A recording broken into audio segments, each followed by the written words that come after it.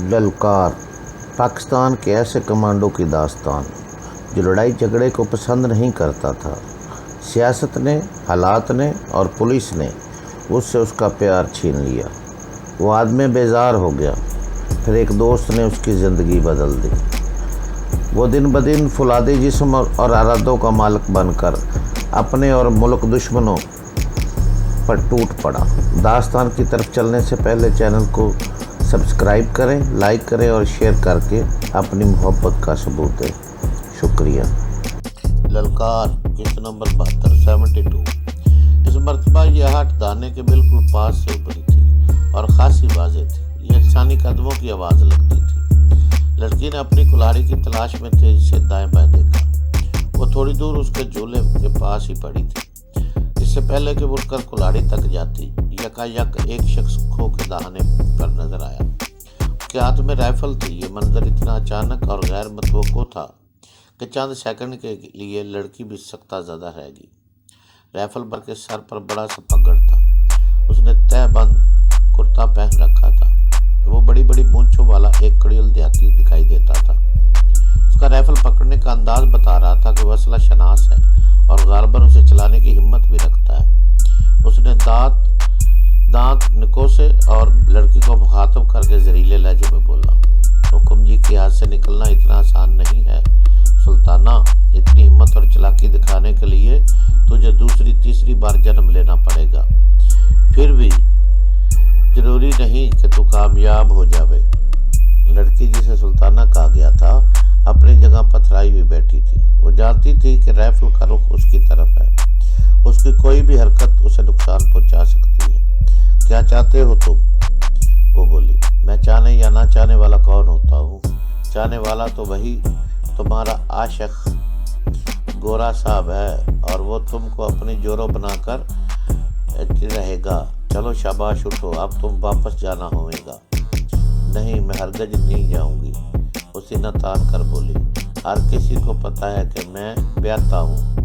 ब्याता पर हुक्म जी का अधिकार है, नो ब्याता पर हुक्म जी का अधिकार है और ना उसके किसी ब्याता पर किसी दोस्त का अधिकार है।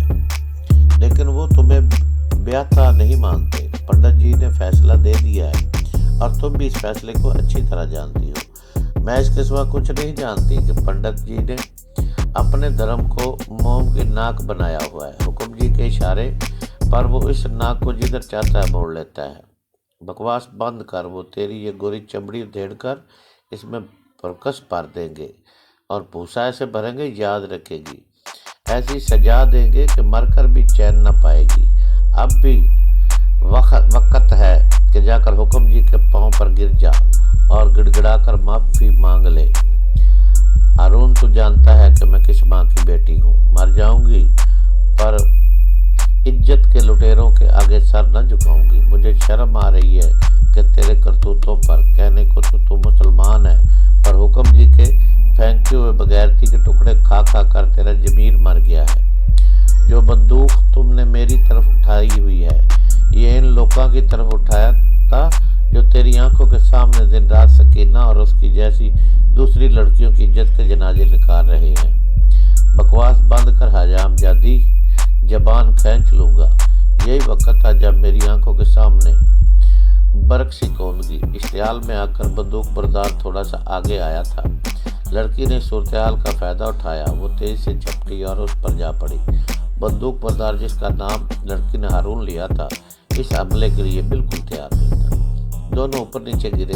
लड़की ने बंदूक की नाल पकड़कर ऊपर उठा दी थी। शायद हारून नामी वो शख्स फायर करता भी तो गोली खूह की छत में कहीं लगती। बहरहाल उसने फायर नहीं किया। शायद उसे मौका नहीं मिला, फिर हिम्मत ही नहीं हो सकी। जल्दी बंदूक बरदार संभल गया। उसने पलटा खाकर लड़की को अपने नीचे कर लिया और बंदूक को किसी लाठी की तरह लड़की की गर्दन पर आड़ा रखकर उसकी गर्दन दबोचने लगा।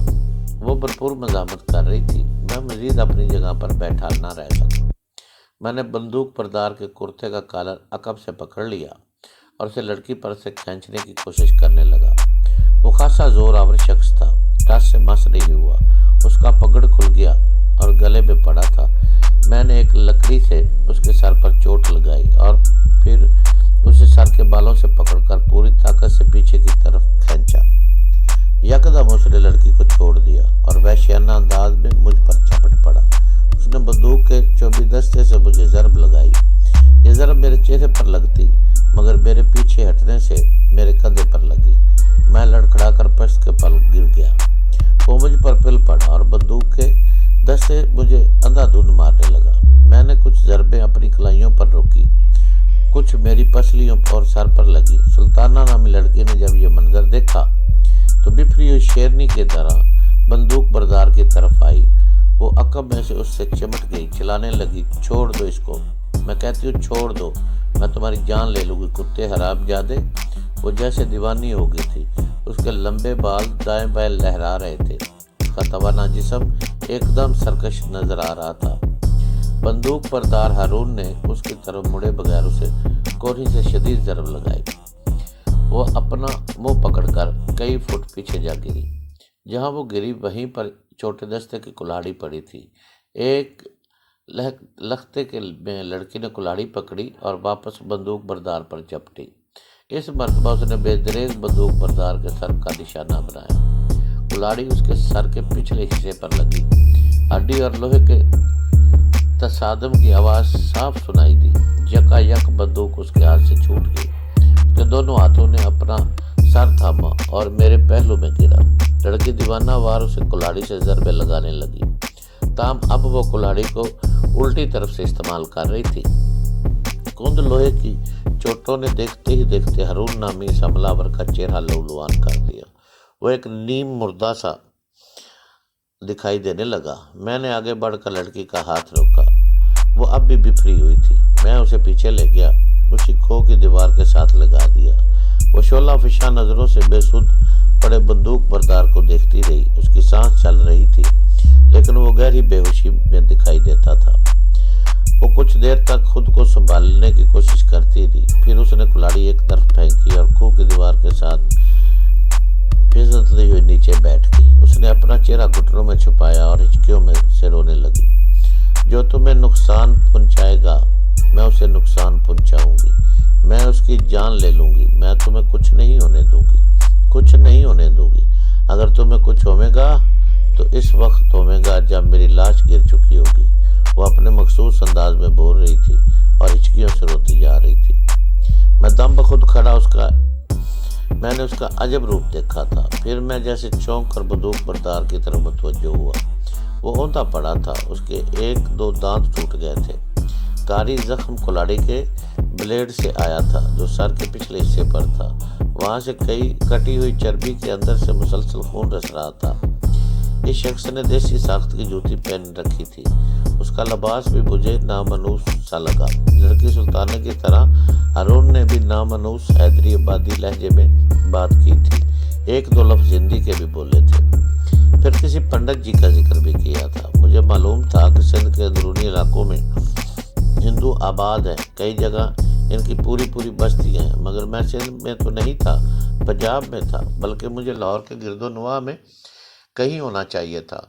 शुरू में मैंने जब अपने इर्द गिर्द घने दरख्त देखे तो सोचा था शायद मैं छंगा मांगा या शेखुपुरा के इलाके में कहीं हूँ, मगर अब यह ख्याल बातल महसूस हो रहा था। ये वैसा इलाका हरगिज़ नहीं था। तो फिर क्या मैं अंदरूनी सिंध में कहीं था?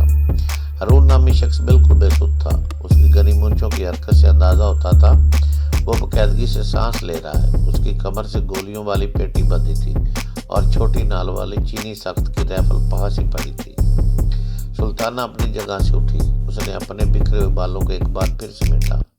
हारून के साथ धींगा मुश्ती में उसकी सूती कमीज सामने से फट गई थी और वो दूधिया जिस्म झांक रहा था। उसने अपने फटे हुए हिस्से को गिरा लगाई। हारून पर एक नफरत आमेज निगाह डालते हुए बोली, मेरू, हमें यहाँ से जल्दी निकलना होगा। हो सकता है इसके खबीस के साथी भी आसपास मौजूद हों। ये होश में भी आ सकता है। मैंने अंदेशा ज़ाहिर किया।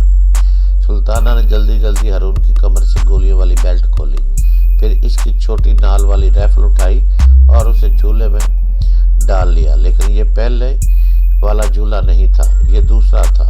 इस पर पहले मेरी निगाह नहीं पड़ी थी। ये खूह की पिछली दीवार के साथ पड़ा था। उसके हाथ पांव باندھ دیتے ہیں. میں نے کہا.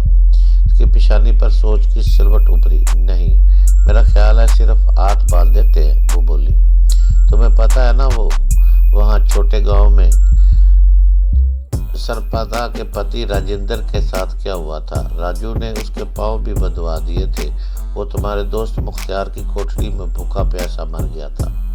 پتہ نہیں وہ کن لوگوں کی باتیں کر رہی تھی اور مجھے کیوں ان میں شامل کرتی جا رہی تھی. ایسی باتیں کرتے ہوئے بالکل مخبوط الحواس دکھائی دیتی تھی. شاید اسے کچھ صدمہ وغیرہ پہنچا تھا جس کے سبب اس نے ہوش و حواس کھو دیے تھے. ہو سکتا تھا اس صدمے کا تعلق اس کے محروز نامی شوہر سے ہی ہو. اپنے دیوانے پن میں شوہر کو تلاش کرتی ہوئی وہ دور نکل آئی ہو. ہارون وغیرہ اسے ڈھونڈ رہے ہو. وہ اپنے خیالات میں اس قدر پختہ دکھائی دیتی تھی. اس موقع پر اس کی باتوں کی تردید کرنا یا اسے بحث میں الجھنا خطرناک ثابت ہو سکتا تھا. میں نے خاموشی مناسب سمجھی.